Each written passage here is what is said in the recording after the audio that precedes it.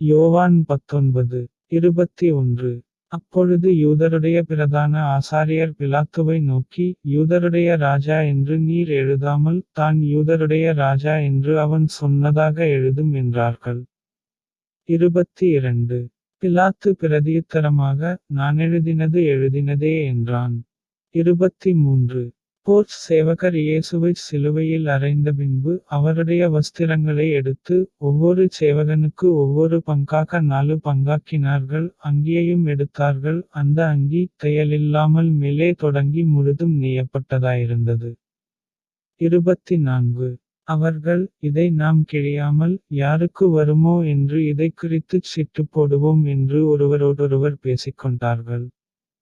என் வஸ்திரங்களைத் தங்களுக்குள்ளே பங்கிட்டு, என் உடையின்மேல் சீட்டு போட்டார்கள் என்கிற வேதவாக்கியம் நிறைவேறத்தக்கதாக போர்ச்சேவகர் இப்படிச் செய்தார்கள். 25. இயேசுவின் சிலுவையினருகே அவருடைய தாயும், அவருடைய தாயின் சகோதரி கிலெயோப்பா மரியாளும், மகதலேனா மரியாளும் நின்று கொண்டிருந்தார்கள்.